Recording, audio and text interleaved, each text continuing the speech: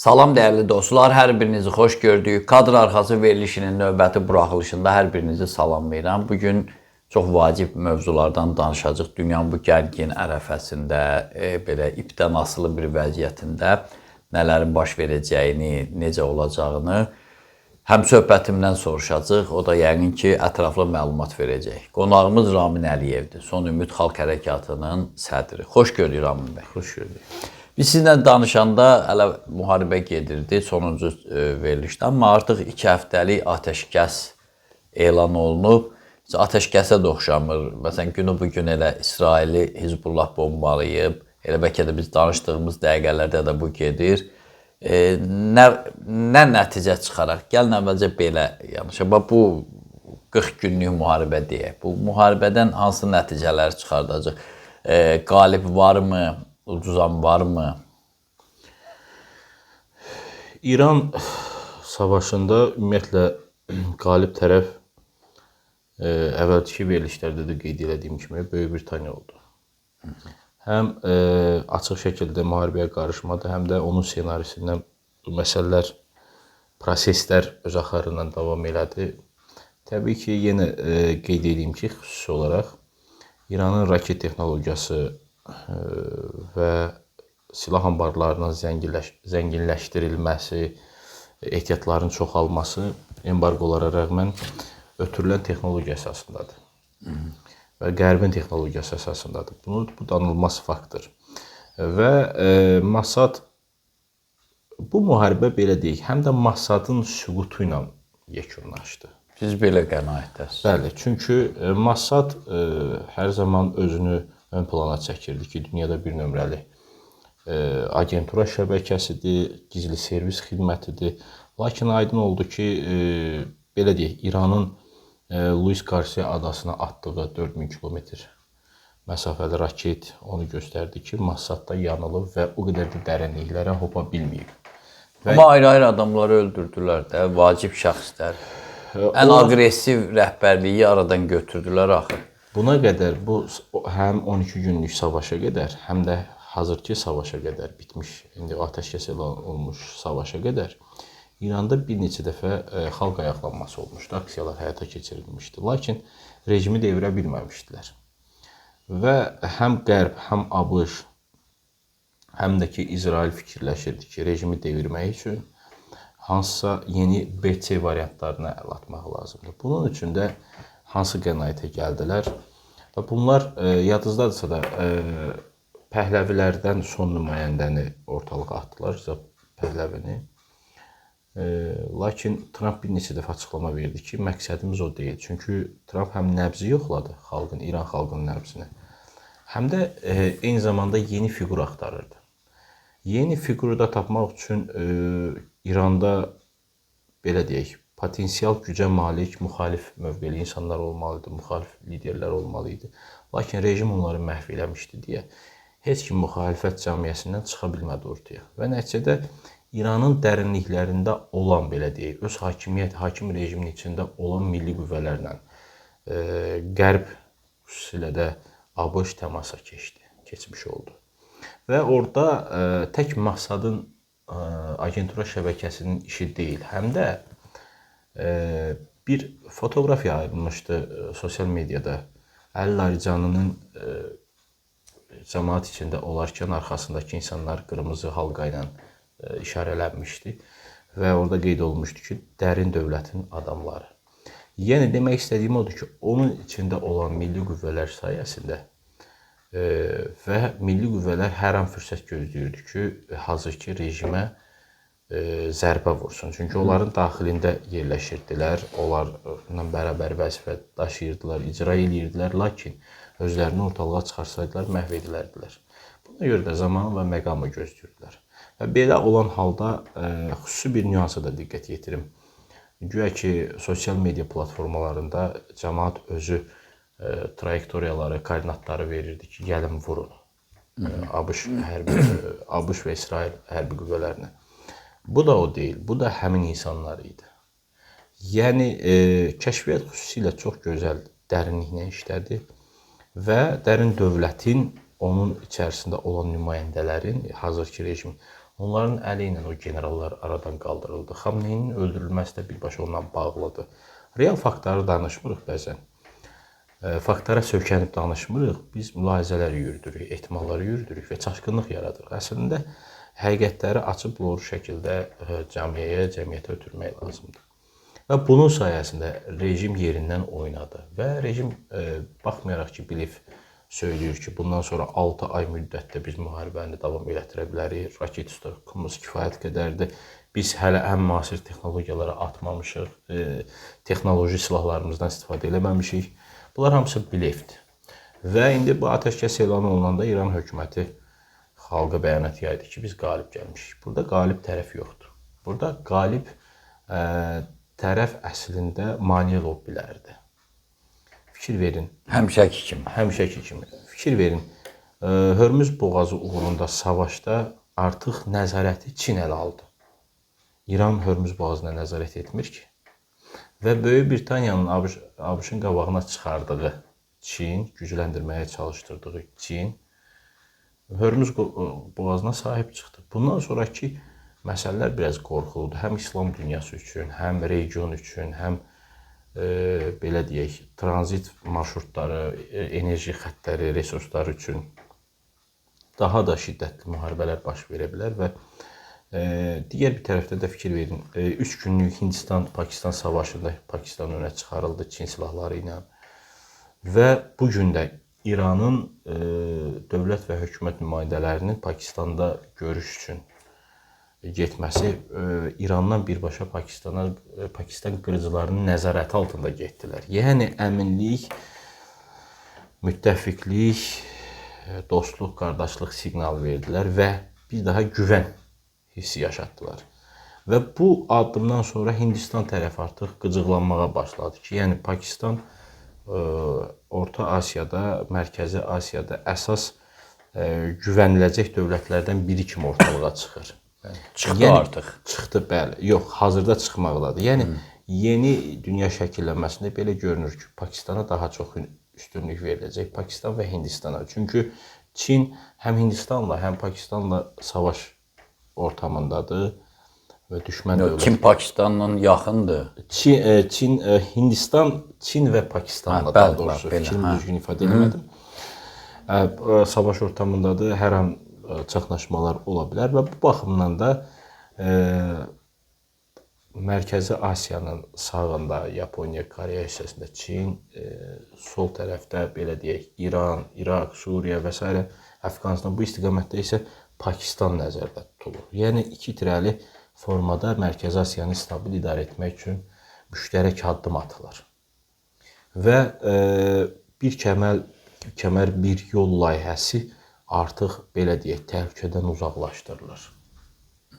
Burada çox iqtisadi maraqlar var. İran savaşı həm də bir neçə marağın əsas spesifik xüsusiyyətini ortalığa qoymuş oldu. Yəni burada həm də Azərbaycanın maraqları var idi. İndi Azərbaycan tərəfi İran hökumətindən bağlı müəyyən narazılıqlar prezident səviyyəsində bildirsə də, indi müəyyən fikirlər səsləndirilsə də, xoşa gəlməz fikirlər. Lakin yardım da olunur da, o da var. Başsağlığı verilir. Yardım oldu, başsağlığı oldu. Yəni kompensasiya şəkildə addımlar atıldı. Bu da düşünülmüş planı idi əslində və belə deyək, Böyük Britaniyanın belə görünür ki, həm də bir daşla iki quşu vurmaq fikri reallaşır. Həm də belə deyək, siyonist rejimdən qurtulmaq üçün bu addımı atdı.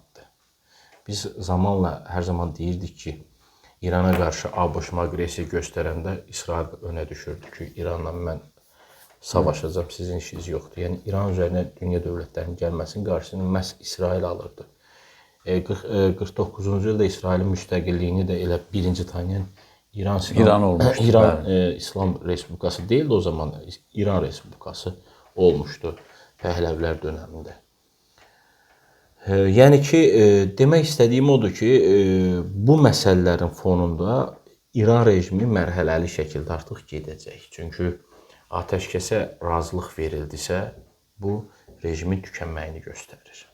İndi ola bilər ki, İslam rejimi deyirsiniz, yavaş-yavaş gedir. Bəli, İslam rejimi gedir. Çünki 3 təyyarə vurmaqla, 5 raket vurmaqla biz İsrailə qalib gəldik, ABŞ-a qalib gəldik. Bu kimi blef sözləri publikaya söyləməklə bu iş olmur. Reallıq odur ki, nə qədər İran silah texnikanı yerin altına göndərsə də, yerin üzəri darmadağın edilir. Və İranın bərpası üçün milyardlar lazımdır. Və məcburi şəkildə indi İran Hörmüz boğazını bağladı. 2 milyon dollar hər gəmi üçün pul tələb eləyir. Bu da gələcək bərpa üçün istifadə olunacaq. Bu kimi fikirlər səsləndirilə bilər. Əsas məsələ nədir? Əsas məsələ burada ABŞ istəyinə çatmadı. Amma ABŞ kifayət qədər qazanc əldə edəcək. ABŞ-ın itirdiyi nə oldu? Əslində Ərəb ölkələrinin, Körfəz ölkələrinin etibarı itirildi. Yəni güvən baxımından, müdafiəsi baxımından etibarlı. Hətta ola bilər ki, hərbi bazalar çıxarılsın. Bu da mümkündürmü? Mümkündür. Çünki ABŞ Ərəb ölkələrinin verdiyi pul qarşılığında onların müdafiəsini təşkil edə bilmədi. Bir İranın qarşısında. Yəni təbii ki, İranın da belə aqressiya göstərməsi tək başına olmadı. Həm də artıq üzr istəyirəm, Qətər, Bəhreyn, Omanda bu hərbi bazaların çıxarılmasına dair çağırışlar var, etirazlar var. Çağırışlar əgər səslənilirsə, bu reallığa doğru gedir. Yəni bir el misalı var ki, o da olmayan yerdən tüstü çıxır. Həmin addımlar atılacaq. Bu səsləndirilirsə də və Azərbaycanı da təxribata çəkdilər, Türkiyəni də çəkdilər. Bu nəticə vermədi deməzdik. Əslində bu da müharibəyə qoşulmuş kimi göstərib həm Türkiyə cəmiyyəsinin, həm Azərbaycan cəmiyyəsinin nəbzini yoxladılar. Ki, görək bunlar hazırdırmı? Kin nifrət yaradılsa, İran xalqına qarşı Azərbaycan döyüşərmi, Türkiyə döyüşərmi? Gördülər, yox, bu mümkünsüz görünür. Çünki hətta raket düşsəydi də məncə olmazdı. İslam baxımından, həm də adət, ənənə, yaxınlıq, qan qohumluğu baxımından bu gördülər ki, mümkün deyil. Və yenidən qayıtdılar AB planına. Və hazırda Azərbaycanı da, Türkiyəni də bu münaqişədən istəməyərəkdən uzaq tutacaqlar. Çünki bu baş tutmaz. Burada uğur qazana bilməzlər. İndi növbəti mərhələ, bir də bir nüansa diqqət yetirmək istəyirəm. Dəfələrlə müxtəlif televiziya efirlərində, sizin efirdə də vurğulamışdım ki, artıq Ukraynada proseslər Yəhudi dövlətinin yaranmasına doğru gedir. Artıq səslənir. Ən birinci mən şəxsən sizdən eşitmişdim, amma artıq Ukrayna politoloqları, məsələn Türkiyədə Genelkurmay başqanları istefada olan, əməkçi olan, təqaüddə, onlar da səsləndirirlər ki, artıq ora götürülür. Bəli, Azərbaycanda bizim bəlalı yerimizdən biri də odur ki, insanlara lazımı olduğu qədər dəyər verilmir. Dəyərini verə bilmirlər. Yəni, bizi kimi insanlar indi hansısa bir dövlətdə olsaydı, bu fikirlər səsləndirilsəydi, öncədən 4 il, 5 il qabaqdan səsləndirilsəydi və o baş vermə ərəfəsində belə olsaydı, indi bizim üçün nələr olardı? Yəni, nə Azərbaycan iqtidarı, nə Azərbaycan müxalifəti dəyər verməyi tam bacarmır.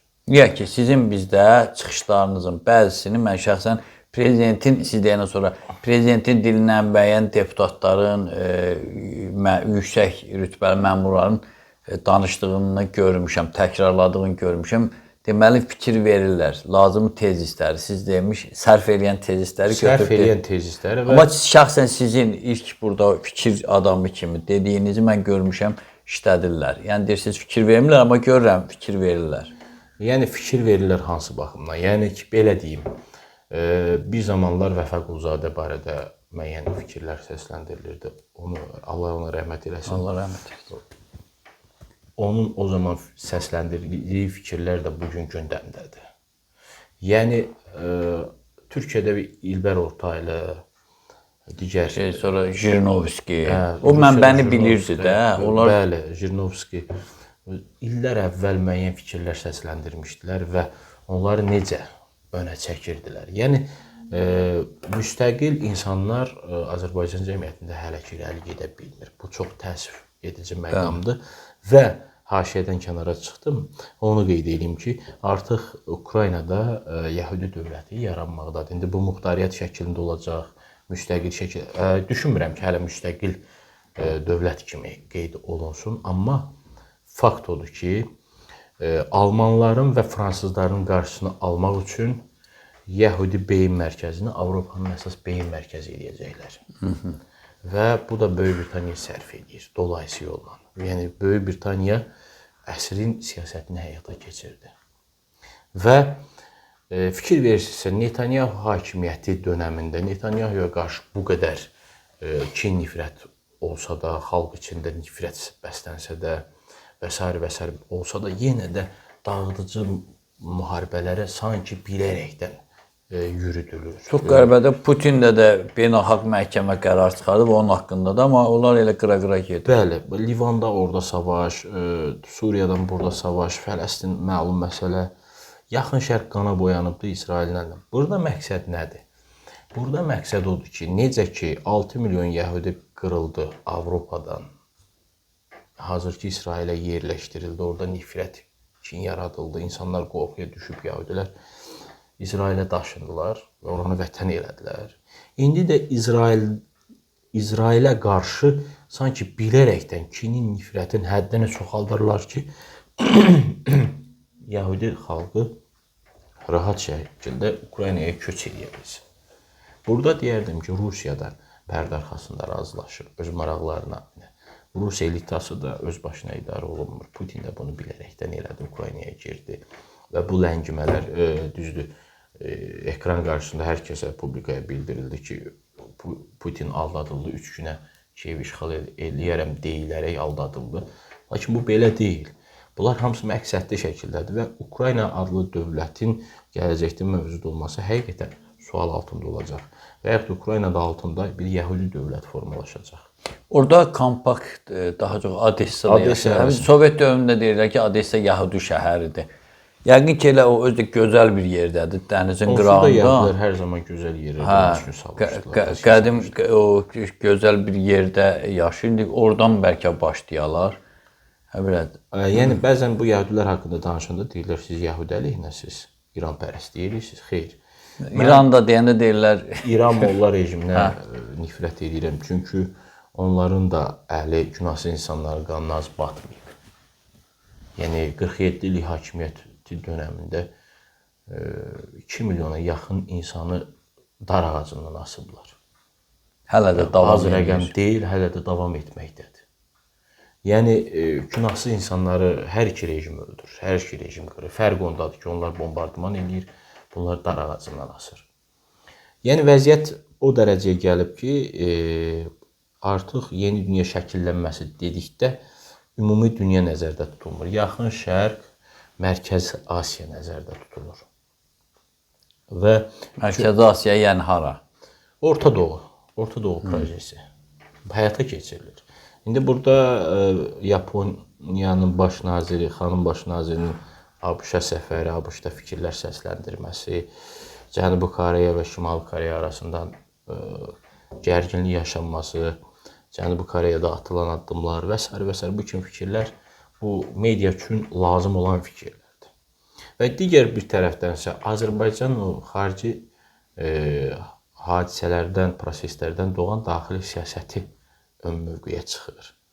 Ölkə daxilində gedən proseslər ön mövqeyə çıxır. Ən əsas qonşularla qonşuluq siyasəti ön mövqeyə çıxır və bu da əbəs yerə deyil. Növbəti sualınızda səsləndirə bilərəm. Yox, mən biraz tam aydın olmadı. Əziz izləyicilər, bu arada deyim ki, Ramin Əliyev Facebook sosial şəbəkəsində demək olar ki, hər gün 2-3 gözəl təhlilli məqalələr yazır. Təəssüf ki, bəzi media orqanları, çox əksər media orqanları qorxurlar onu vermək. Həm ölkə daxili, həm dünya siyasəti çox gözəl təhlil, araşdırma yazılar verir. Sosial şəbəkədə, Facebookda varsınızsa, belə deyim, izləyin onu. Ən azı izləmə səhifəsinə düşün. Mən zaman-zaman informasiyaları, müəyyən bilgiləri oradan alıram. Çox gözəl təhlillər edir, çox soyuqqanlı təhlillərdir. Mənə aydın olan, ona qədər də siz bəyənin, paylaşın, suallarınız olsa yazın, biz də cavablayaq. Tam mənə aydın olmayan nədir dediyinizdə, İngiltərə qazandı deyirsiniz. Amma ümumən Çini deyirlər. İngiltərə, biraz lakanik qısa deyək, İngiltərə nə qazandı, Çin nə qazandı? Mən bilirəm ki, İran Hörmüz boğazını qazandı burada. Deyərək qalib. Məsələn, əsası var. İndiyə qədər Omanla üzbəüzdür də. Boğazın o tərəfində İrandır, bu tərəfində bu. Amma bütöv götürdü oranı. Dünyaya nə qədər zərər vuran bir, yəni kəssə, əgər minalasa nə qədər zərər vuran. İranı indi deməyək. Əsas İngiltərə siyasi nəticə olaraq nə qazandı burada? Böyük Britaniya, buyurun. Hə, və Çini deyirlər daha çox burada qazandı. Böyük Britaniya siyasi nəticə olaraq qazandığı oldu ki, necə ki Avropa Birliyindən çıxmışdı, çıxanda barmaq sürkələdi həm Fransaya, həm Almaniyaya, onlarla münaqişəli formada çıxdı və barmaq sürkələdi və nəticəsində göstərdi ki, 500 ildən çoxdur mən dünya siyasətini idarə edirəm. Baxmayaraq ki, 3 imperiya, hətta İtaliyada artıq baş qaldırmaqdadır. Əvvəlki verilişlərimizdə qeyd etmişdim ki, İtaliya hələ yatmaq ərəfəsindədir. Oyanışa gedir. Yəni, bu imperiyaların qarşısında Böyük Britaniya faktiki olaraq göstərdi ki, mən deyəndir. Və marşrut xəttləri nəzarətində oldu. Yenidən, axı İran bankları, düzdür, İran pulu kənarda varlıq kimi, maddi varlıq kimi heçə bərabər idi. Lakin ölkə daxilində bir sistem qurmuşdular. Pul öz qiymətini saxlayırdı. Və bankları Swift-ə daxil deyildi, Visa, Mastercard keçmirdi, ancaq özlərinin sistemi həyata keçirdi. İran bazarını ələ keçirdi. Bundan sonra İranın daxilində olan bütün banklar, bütün iqtisadi sistemlər hamısı artıq çıxışını tapacaq Böyük Britaniyanın əli ilə. İkinci, biraz əvvələ geçsək, Türk Dövlətləri Birliyi, Turan Birliyi ideyası ortaya atılmışdı və ABŞ-la o zaman Böyük Britaniyanın fikirləri haçalanmırdı. Çini əsas təhlükə kimi görüb, ona qarşı Trumpın mövqedə Turan Birliyini yaratmaq istəyirdilər ki, əsas Trump. İndi isə əksinə, İngiltərə artıq Böyük Britaniya belə deyək, bir-birinə qarşı zidd olduğuna görə ABŞ-la, ABŞ xəttindən özü də getdikcə dərinləşir. Çatlar yaranıb artıq. Ona görə də Çini əsas figurant kimi ortaya çıxardı və Çin bu dəfə Trumpın kimi Avropadan gələcək təhlükə, Amerikadan gələcək təhlükə kimi qarşısında İranı sədd kimi gördü. Ona görə Çin orada aktivləşdi, fəallaşdı. Və bugün faktiki İran udub, Çin udub deyirlər. Hörmüz boğazı Çin İranda qalıb deyirlər. O səbəbdən ki, burada Çinin müstəsna xidməti oldu. Düzdür, Rusiya da yardımlarını əsirgəmir. Rusiya isə əslində bilir ki, sabah Çin güclənsə, Rusiya torpaqlarına iddialıdır. Ona görə də Böyük Britaniyadan belə məcazi mənada desək, əhv eləyir. Əslində Çinlə Rusiyanın arasında da gərginlik var. Gərginlik var. Bu zamanla çıxacaq ortaya. Çin daha qüdrətli olduqda və hesabladıqda ki, Vyetnam məsələsi, Koreya məsələsi həll olunub, orada Yaponiya məsələsi həll olunub və digər qonşuluq siyasəti, Hindistanla münasibətlər normallaşıb, bunlara əmin olduqdan sonra Rusiya ilə xüsusi təkbətək belə deyək, haqq hesabını çürüdəcək. Və qalib gələcək, buna şübhəm yoxdur. Çox qalib gələcək. Çünki SSR dönəmində bu mümkün deyildi. Çin həm o dönəm zəif idi, həm ümumi SSR dünyada ən güclü, qüdrətli dövlətlərdən ikisindən biri idi, belə deyək. Ona görə bu Çin 50 il sonra planı hesabladı və Böyük Britaniya ilə əməkdaşlıq Çini çox ucaltdı və inkişaf elətdirdi. Həm Çin bazarlarına ilk dəfə hansı addımlar atıldı, Böyük Britaniyaya bağlı, ABŞ-a bağlı, yəni ABŞ-da olan Böyük Britaniyaya bağlı, Yahudilərə bağlı şirkətlər hamısı ucuz işçi qüvvəsi kimi Çin bazarına götürdülər. Oradakı əhali çoxluğundan istifadə elədilər və get-gedə Çin həm iqtisadi qazanc əldə elədi, həm texnologiyanı götürdü, kopyaladı, həm də yeni texnologiyaları yaratmaq üçün bilavasitə mənbə kökü tapdılar. Bu baxımdan Çin hər tərəfli artıq inkişaf edib, 5-10 il ərzində demək olar ki, Çinin yenilməzlik zirvəsi tamamlanacaq. Buna görə də artıq hədəf bir mənalı olaraq indi İrana savaş açılsa da, əslində ABŞ-ın məqsədi bir tərəfdən də o idi ki, Çin silahlarını orada nümayiş elətdirirsən, Çinin zəif nöqtələri ortaya çıxsın. Çin isə bunu vermədi, açıq buraxmadı. Və ABŞ kör peşman qaldı. İndi 50 mindən çox desant qüvvəsi, digər Gerald Ford gəmisi və s. indi yenidən deyirlər əraziyə qaytarılır. 2 həftəlik atəşkəsdən sonra müharibənin olacağı ehtimalı o qədər də güman eləmirəm bu səviyyədə olsun. Amma xırda toqquşmalar yenə gözlənilir. Amma əksin deyənlər də var Ramin bəy. Məsələn, burada əslində atəşkəs üçün yox, Taymat götürülür. Fasilə götürülüb. Bundan sonraki dövrdə hər ikisinə sanki senarilər paylaşılacaq ki, sən bunu elə, sən bunu elə. Yəni sonraki mərhələyə danışılmış müharibə. Danışılmış döyüşlər onsuz da bu toqquşmada da gedirdi. Belə deyək də, İran uzun illər embargo altında olan bir dövlət raket texnologiyasını alıb uzun mənzilli raketlər havaya buraxmaq asan deyil. Bu hansısa hardansa texnologiya sızdırılması ilə başa gəlibdir. Hədəfləri də dəqiq vurur. Və əks qütbə nəzər yetirək. Türkiyəyə BlackRock'un rəhbəri gəldi. 14 trilyon dollarlıq bir şirkətin rəhbəri gəldi. Bu da növbəti atılacaq addımın garantiya altına alınmasını göstərir. Hansı hadisən? Türkiyə niyə gəldi? Türkiyəyə gəlməyə səbəb oldu ki, yəni Epstein dosiyələri və digər məsələlər üzə çıxmışdı. Venezuela ilə bağlı qalmaqal yaşanmışdı. Türkiyənin orada adı narkotik ticarətində insan alırdı və s. məsələlər də keçirdi. Və Türk hakimiyyəti ilə razılaşdırılma baş verdi. Razılaşma oldu və Trump getdi Fələstinə yardım, sülh sazişini Hakan Fidan getdi Trump'ın yanında sülh sazişinə imza atdı. Bundan qabaq ki, İbrahim anlaşmaları əbəs yerə deyildi. İndi ərəb dövlətləri də qoşulub, Türkiyənin qoşulacağı da qeyd olunur. Azərbaycanın qoşulması hələ ki bilinmir. Yəni İbrahim anlaşması indi Yəhudilərin, deyirlər, daha doğrusu Siyonistlərin qurduğu bir sistemdir. Əslində onu Siyonistlər qurmur. Siyonistlərin əlinə Böyük Britaniya qurur. Baxın, Böyük Britaniyanın müasir dünyada 15 koloniyası var. Amma hərəsi ayrılıqda müstəqil dövlət kimi hərəkət edir. Bəzən onlara şirkət də deyirlər. Bəli. Ölkə yox, şirkət. Şirkət. Və hərəkət edir. Böyük Britaniya bir dəfə deməyib ki, gəlin bir Böyük Britaniya cəmiyyəti quraq. Birləşək, ərazilərimiz. Ehtiyac yoxdur. Biz o dəqiqə deyirik ki, Türk-Turan birliyi, bütövlük birlik, iqtisadi birlik hər şeydən güclüdür. Əslində ona çalışırlar. İndi hansısa torpaq işğal eləmək dəbdən düşüb. Dəbdən düşüb, iqtisadiyyatı işğal eləmək lazımdır. Və Azərbaycan da artıq Çin modelini indi hakimiyyət, belə deyək, öz idarə etməsində, əhatəsində biraz kənarda tətbiq etməyə çalışır.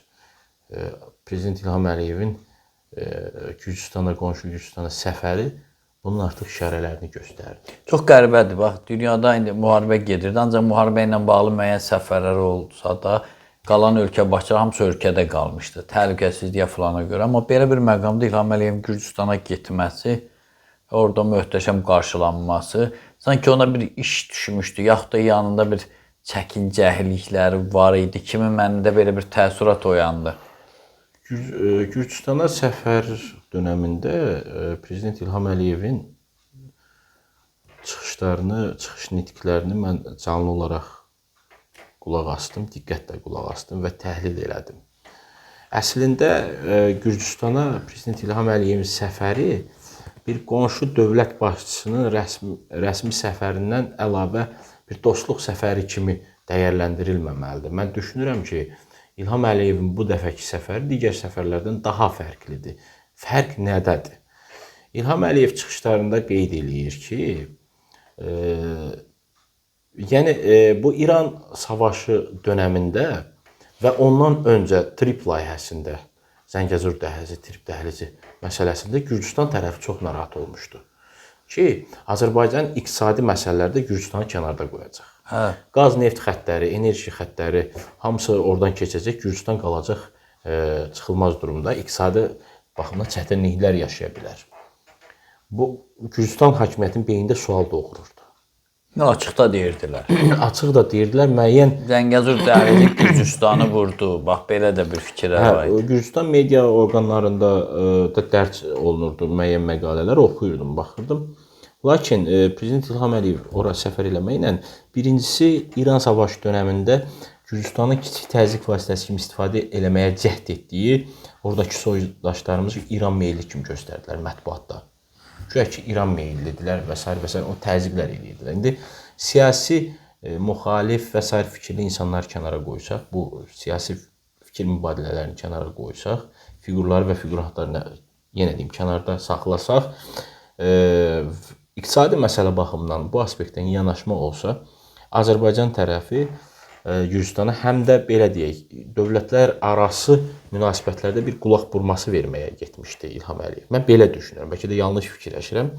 Ehtimalım budur ki, İlham Əliyev həm İraklı Qarabaşviliyə qulaq burması verdi, həm orada qeyd elədi ki, sizin orada bir nüansı diqqətə çatdırım, deyir ki, İlham Əliyev qeyd elədi ki, indiyə qədər Gürcüstan iqtisadiyyatına 3.7 milyard dollar biz vəsait qoymuşuq, investorlarımız. Və bu il ticarət dövriyyəmizdə 800 milyon dollardır, 1 milyard dollara çatır. Bu nə demək? Yəni demək istəyir ki, iqtisadiyyatınızın böyük payı sahiblərindən biri bizik. 3 ölkədən biriyik. Hazırda dövriyyəmiz də bu səviyyədədir. Bir sözlə, iqtisadiyyatınız bizim əlimizdədir artıq. Artıq addım atarsanız biz də təzyiqlər göstərəcəyik. Addım atdığı da görünmür Azərbaycan əleyhinə. Azərbaycan əleyhinə addım atmır. Sadəcə yəni trip layihəsində soydaşların, Azərbaycanın o yaralı yeri olan soydaşlarımızın əli ilə belə deyək, soydaşlarımızı təzyiq vasitəsi kimi istifadə etmək Azərbaycan hökumətinə toxunmuşdu. Bu baxımdan və gələcəkdə Gürcüstanın caydırıcı addımlarından sığortalanmaq üçün İlham Əliyev sanki ultimatum verdi o çıxışında sətr altı. Birincisi iqtisadi baxımdan, ikincisi siyasi sabitlik dedi olmalıdır. Əgər həqiqətən siyasi sabitlik istəyirsə və Ermənistanla Azərbaycan arasında indi ticarət dövriyyəsi, ticarət əməkdaşlıq çərçivəsi Gürcüstan vasitəsilə hazırda həyata keçirilir. Bunun da səbəbi var. Yəni Ermənistan tərəfi bizim şərtlərimizlə razılaşmalıdır ki, bu sülh prosesi yekunlaşsın. Bu ultimatum idi, açıq-aşkar. Digər bir tərəfdən sən səy göstərəcəksən, gələcəkdə bəhrəsini də görəcəksən. Bu da bir müjdəli, həm də ultimatum xarakterli məlumat, mesaj idi. Digər bir tərəfdən də onu da qeyd elədi ki, müəyyən zamanlarda, yaxın vaxtlarda, belə yaxın keçmişdə qeyd olunurdu ki, Ümumi Qafqaz evi, vahid mərkəz Cənubi Qafqazda Azərbaycan yaratmaq istəyirlər. Bu mülahizələr səslənilirdi. Amma İlham Əliyevin faktiki söylədiyi fikirlərdən belə başa düşdüm ki, artıq bu reallaşmaq üzrədir. Və burada bunu demək istəyir ki, biz daha qeyd edir ki, axı Gürcüstan hakimiyyəti bunu da nəzərə alaq ki, Gürcüstan hakimiyyəti İraqlı Qarabaşvili və İvanişvili hakimiyyətə gəldiyi dönəmlərdən üzü bu yana qərbdən demokratlardan uzaqlaşdılar. Və qarşılarına bir məqsəd qoydular ki, Gürcüstanın ərazi bütövlüyünü bərpa eləsinlər. Bunu da prioritet kimi onu götürdülər ki, 44 günlük savaşda Azərbaycanın atdığı addımlar və ərazi bütövlüyünü həvəsləndilər. Bu həvəslənmə baxımından bunlar demokratların orbitindən çıxmağa çalışırlar və heç nəyi nəzərə almırlar. Gürcüstan belə deyək, viza rejimi ləğv olmuşdu vətəndaşlarına və s. Bunların üzərindən keçdilər. Hüquqi sistemlərin üzərindən keçdilər ki, məqsəd Abxaziya və Osetiyanın bərpasıdır. Yəni, Gürcüstana yenidən birləşdirilməsidir. Və bunun da yolu Rusiya ilə münasibətlərdən keçir. Rusiya ilə münasibətlərdən əlavə də Azərbaycanla yaxşı münasibətlərdən keçir. Və ikisi bir arada Abxaziya, Osetiya biraz alınmaz. Yəni, bu nəzəri hələ ki belə fikirlər səsləndirilə bilər. Amma dəfələrlə görmüşük ki, ən yaxın keçmişdə səsləndirilən fikirlər gerçəyə çevrilir. Və Gürcüstan bu xətti tutubdur. İndi müəyyən imtiyazlar qarşılığında, güzəştlər qarşılığında hansı addımlar atılacaq? Amma Gürcüstanı Türkiyə də qoruyur. Demək olar ki, Azərbaycan, Türkiyənin də orada sərmayələri çoxdur. Bütün bazarı o təmin edəsində, ticarətə də. Gürcüstanın iqtisadiyyatı ümumiyyətlə, bəs bayaq dedim ki, İlham Əliyev qeyd edir ki, üç dövlətdən biri bizik. İqtisadi baxımdan. Elə Türkiyədə elə bizik də. Yəni türklərin əlindədir demək istədi. Bazarınız. Ümumiyyətlə otel, Batuma qədər bütün otellər İqtisadiyyatınız bizim ticarət. əlimizdə demək istəyir. Bəli. Yəni əlavə addım atmağa ehtiyac görmür. Yəni onu da düşünürəm ki, İlham Əliyev orada bir nüans qeyd elədi ki, beynəlxalq təşkilatlarda da bir-birimizi dəstəkləmişik. Suverenliyimizi, ərazi bütövlüyümüzü dəstəkləyirik, gələcəkdə də dəstəkləyəcəyik. Yəni bu danılmaz faktdır. Bu kimi fikirlər səsləndirdi. Bu da o deməkdir ki, bəlkə də düşünürəm ki, belə bir mesaj ötürülür ki, gələcəkdə Qafqazın ən önəmli söz sahiblərindən bəlkə də birincisi mən olacağam. Gələcəkdə ərazi bütövlüyünün bərpası üçün ən önəmli söz sahiblərindən biri mən olacağam və mənim əlimdən ola bilər. Bunlar baş verə bilər. Və vahid mərkəz, Qafqaz mərkəzi yaradılsa, Gürcüstan da, Ermənistan da vahid mərkəzdən idarə olunsa, vahid mərkəzdə Azərbaycan olsa əgər, yəni bu fikir. Yəni ki, belə olacaq. Bu etilar üçün hələlik Gürcüstan ola bilər. Bu fikirlərin səsləndirilməsi bəs yerə deyil. Bayaq da qeyd elədim ki, o da olmayan yerdən tüstü çıxmaz. İlham Əliyevin demək istədiyi və çatdırmaq istədiyi sonda o oldu ki, Qafqazda, Cənubi Qafqazda, yaxın gələcəkdə və hazırda əsas söz sahibi mənəm və mənim hökumətimdir. Nə isə addım atıb bizimlə xoş münasibət qurmaq istəyirsinizsə, qardaşlıq münasibəti istəyirsinizsə, bizim maraqlarımız ən birinci nəzərə alınmalıdır. Və Gürcüstanı belə deyək, müəyyən atdığı qeyri-stabil addımların qarşısını həm belə aldı, həm ultimatum xarakterli oldu, həm də barmaq silkələmək oldu ki, gələcəkdə hansısa bir qeyri-adekvat addım atılmasın. Ramin bəy, bax, indi qaydaq yenə qlobal məsələləri regional, geopolitik deyək də, daha dəqiq çıxsın. Dünya siyasi, mən çox baxıram xəbərlərə, xüsusən də xarici xəbərlərdə bu savaşda İsrail və Küveytin yox olma ehtimalından danışır. Baxmayaraq ki, bayaq dedik ki, Yəhudilər Ukraynada dövlət qurur. Bu nə dərəcədə ağlabatandır? Niyə məhz Küveyt? O vaxt 91-ci ildə İraqda hücum eləmişdi Küveyti tutmağa, alınmadı, qoymadılar ittifaq gücləri. Bu nə dərəcədə belə ağlabatandır? Bax, bayaq da dediniz, İngiltərədə Anglo-Sakslar belə deyək, onlar da İsrailə qarşı təzyiq vasitəsindədirlər. Amerikada artıq becmiş kimidir. Çünki orada siyasilər konqresdə xüsusən də səsləndirilir ki, bizim müharibə bataqlığına İsrail çəkdi. Halbuki müharibədən öncə Trump dedi ki, artıq sülh kompromisə doğru gedirik, yaxın günlərdə görüş olacaq, amma ertəsi gün İran bombalandı İsrail tərəfindən, sonradan Amerika saatlar sonra qoşuldu. Və indi yəni yox olma təhlükəsi, yəni necə ola bilər?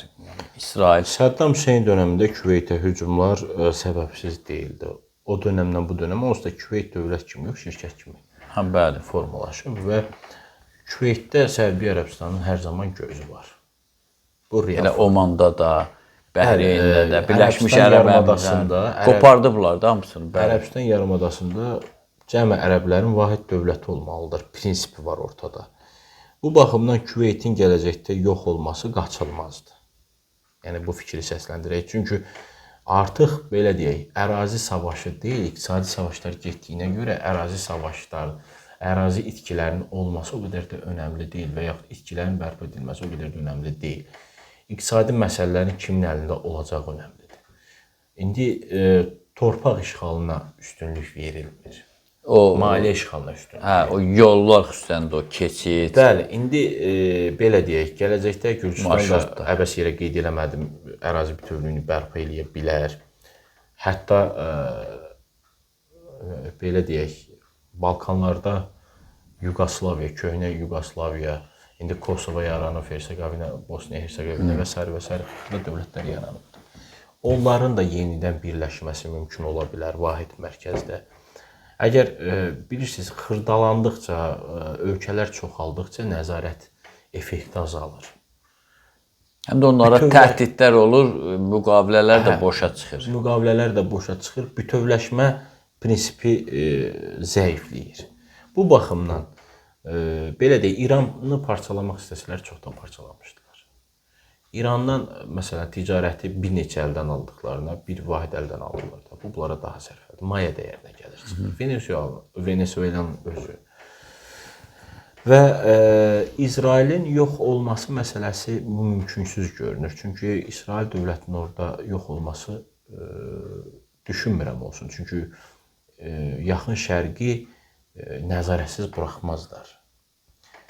Sadəcə Fələstinin işğalı dayandırılacaq yaxın illərdə. Və İsraildə orada bir uzun illərdən sonra düşünürəm ki, yaxın şərqdə bir sülh gələcək, doğrudan gələcək. O dənizdən dənizə böyük İsrail dövləti və s. bu utopiyadır. Bu reallaşacaq bir şey deyil. Əslində Yəhudi dövlətinin Tövratın özündə də, yəni onlara dövlət buyurulmayıb. Onlar ümumiyyətlə Səudiyyə Ərəbistanın tam yarı şimalını götürməsilə yeni xəritədə. Yeni xəritədə. Bunlar səsləndirilə bilər. Ben Grivin səsləndirilir, Benyamin Netanyahu və digər istifada olan generallar. Və s. Meir Zahirdir, baş qərargah rəisi. O da səsləndirir. Bu fikirlər ola bilər. Amma əslində sionistlərin fikri odur ki, Yəhudilərin tam təhlükəsiz, tam rahat, tam iqlimi münbit olan bir ərazi lazımdır. Səhradan çıxsınlar. Səhradan çıxmaq istəyirlər. Ona görə də bu şiddəti yaradırlar, nifrəti yaradırlar. Və köç başlayacaq. Çox güman ki, 2030-dan sonra köç artıq başlayacaq. Bu baxımdan Küveytin yox olması təhlükəsi var ki, İsrailin yoxdur. İsraildə orada məsələn bir bəkçi kimi saxlayacaqlar. Ən azı Qüdsə nəzarət eləmək üçün. Ki, muxtariyyət olar orada bir dövlətin içində, Ukrayna dövlətinin içində bir muxtariyyət, İsrail muxtariyyəti olar. Amma bu Yəhudi dövləti, İsrail dövləti faktiki qalar. Bir son sualımı da verim. Ərəb dünyasında Misir və Səudiyyə güclü sayılır. Səudiyyə Ərəbistan da demək olar ki, baxmayaraq ki, irsi düşməndilər İranla. Demək olar ki, İranın yanında durdu və İran oranı bombaladıqca Amerikanın bunlara kömək etmədiyi, bunların köməksiz qalmasına bir də etirazlar səsləndirdilər. Və orada artıq siyasilər səsləndirir ki, oradakı hərbi bazalar, nə bilim, Amerika şirkətləri yavaş-yavaş çıxsın. Yəni, onda nə olar? Məsələn, deyilənə görə 6 trilyon civarında Trump gəldi, oradan pul apardı. Onun məsələn, bu İslam dünyasına, yaxud da bu yaxın şərqin sülh platformasına xərcləsə daha gözəl olmazdımı? Və vermişdi özünü qarantiyalamaq üçünmü, yoxsa niyə? Yəni, Səudiyyə Ərəbistanı burada ondan məncə çox şey asılıdır. Mən belə düşünürəm ki, necə ki Trump 2-ci prezidentlik dönəmində seçki kampaniyasında qulağından vuruldu, prezident seçildi. O qulağından ateş açılanda, yaralananda. Ondan bir gün sonra efirə çıxarkən dedim artıq Trump seçilib. İndi düşünürəm ki, Trump heç prezidentlik dönəmini başa vura bilməyəcək. Ona sui-qəsd nəticəsində aradan götürülür. Impeachment artıq, hətta respublikaçılar da. Amerika tarixində impeachment o qədər də real görünmür, amma sui-qəsd real görünür. Düşünürəm ki, Trump'ın aradan götürülməsi mümkündür.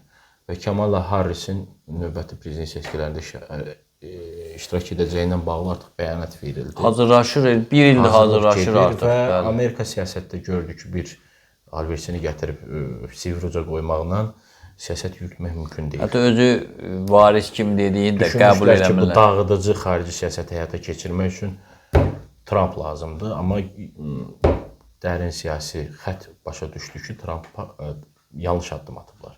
Trump'ı bu və ya digər cəhətdən ola bilər ki, səfər zamanı və s. Nəsə belə düşünürəm.